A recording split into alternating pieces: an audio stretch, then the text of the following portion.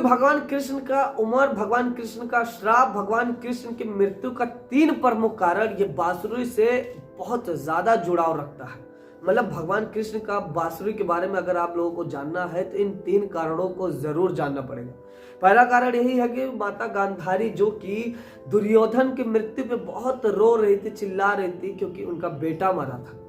दुर्योधन जो कि महाभारत के युद्ध में कौरवों का सबसे बड़ा भाई था, उसको भीम मार देते हैं। और जब माता गांधारी जो कि दुर्योधन की माता श्री थी, उनके सामने दुर्योधन का मृत शरीर रखा जाता है तो माता गांधारी रोने और चिल्लाने लगती है, अपने बेटे को देखने की इच्छा जाहिर करती है। तभी क्या होता है कि दुर्योधन के शव को एक सफेद कपड़े में ओढ़ाया हुआ रहता है, तो वो शव के ऊपर से वो सफेद कपड़ा हटाया जाता है। तो माता गांधारी क्या देखती है? माता गांधारी देखती है कि दुर्योधन के शरीर पे 36 प्रकार के निशान थे, मतलब 36 प्रकार का घाव था दुर्योधन के शरीर पे।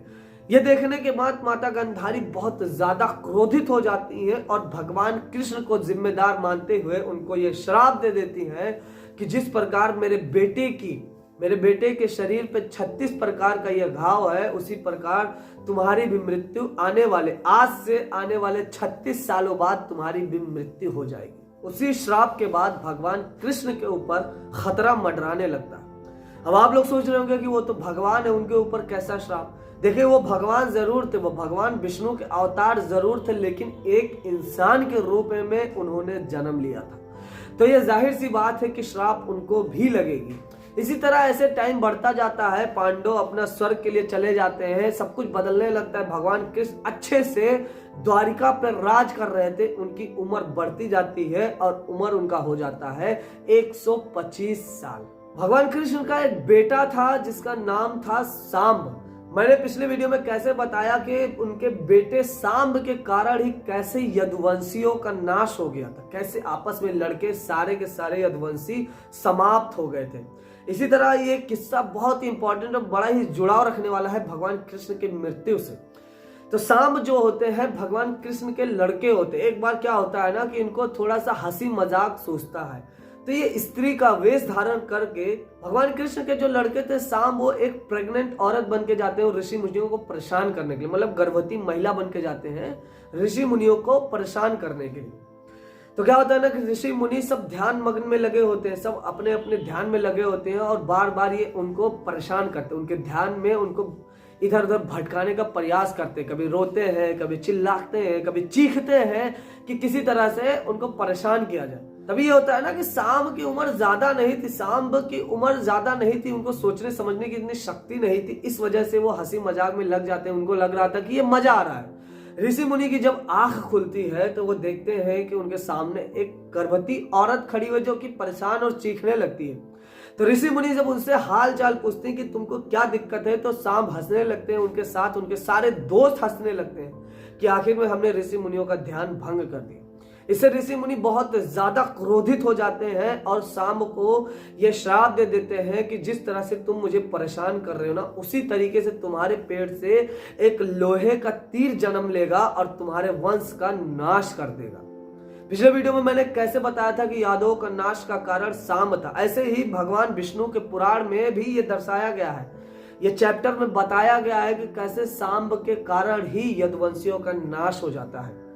इस श्राप के बाद सांब बहुत ज्यादा परेशान हो जाते हैं, बहुत ज्यादा दिक्कत में आते हैं। वो अपने कुल गुरु के पास आते हैं और बोलते हैं कि ऋषि मुनियों, मेरी मजाक के कारण ऋषि मुनियों ने हमें श्राप दे दिया है, जिस वजह से उन्होंने कहा है कि मेरी पेट से एक लोहे का तीर जन्म लेगा, जिस वजह से मेरा कुल का नाश हो जाएगा।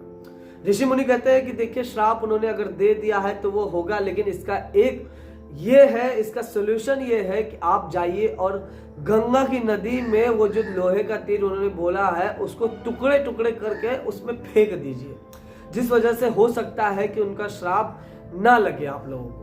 तभी क्या होता है कि सांब के पेट से वो लोहे का तीर जन्म लेता है और उसको सांब लेके जाते हैं, टुकड़े टुकड़े करके गंगा की नदी में फेंक देते हैं। अब कहानी यहाँ पे मोड़ लेती है कि सांब तो वो फेंक देते हैं, सांब फिर से खुश हो जाते हैं, द्वारिका फिर से हंसने खेलने लगती है। और क्या होता है ना कि उस श्राप के कारण सांब जो होते हैं वहां पे एक चीज बोलते, वो बोलते हैं कि द्वारिका में कोई भी शराब नहीं पिएगा, कोई भी जुआ नहीं खेलेगा, मतलब कुछ भी वो बैन कर देते हैं उस श्राप के कारण। भगवान कृष्ण अभी भी जिंदा थे। भगवान कृष्ण की उम्र उस वक्त 125 साल थी। तभी क्या होता है कि वो तो फेंक देते हैं, वो खुशी खुशी आ जाते हैं। भगवान कृष्ण एक बार ऐसे घूमते घूमते पीपल के वृक्ष के पास जाते हैं आराम करने के लिए। आराम करते रहते। भगवान कृष्ण जो कि भगवान विष्णु के अवतार थे, उनका पैर रहता है ना इतना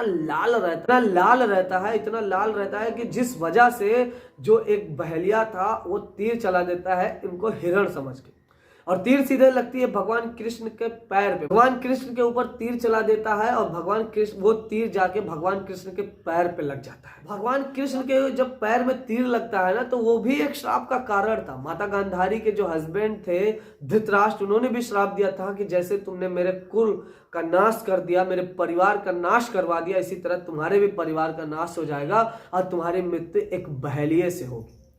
भगवान कृष्ण जैसे ही उस तीर उनके पैर में लगता है वो समझ जाते हैं कि अब मुझे बैकुंठ पधारने का टाइम आ गया, अब मुझे स्वर्ग जाने का टाइम आ गया, इस संसार को छोड़ने का टाइम आ गया है।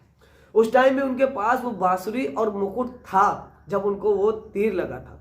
कहते हैं कि भगवान कृष्ण को तीर लगा था एक पीपल के वृक्ष के नीचे जो कि मथुरा में पड़ता है। उनके राज्य में ही वो पीपल का वृक्ष था जहां पे उनको तीर लगा था।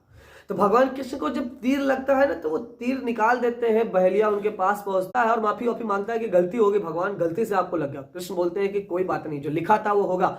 भगवान कृष्ण उसी टाइम वहां से उठते हैं, वो वहां से पैदल चलने लगते हैं और वहां से चलते चलते गुजरात के तट के पास जहां पे सोमनाथ मंदिर है वहां पे वो अपना देह त्यागते हैं। वहां पे जब वो अपना देह त्यागते हैं वहीं से वो बैकुंठ प्राप्त करने के लिए अपना देह त्याग देते हैं, तो उनका वहीं पे क्रियाक्रम जो कि हिंदू रीति रिवाज से होता है वो किया जाता है।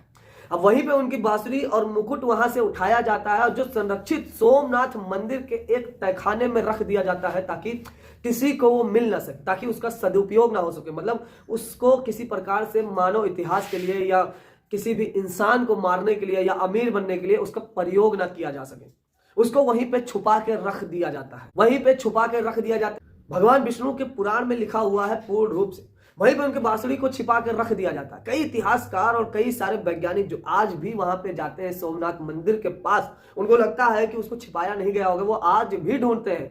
इसके ऊपर कई पिक्चरें भी बन चुकी हैं जो कि साउथ में और हिंदी में कई पिक्चरें बन चुकी हैं।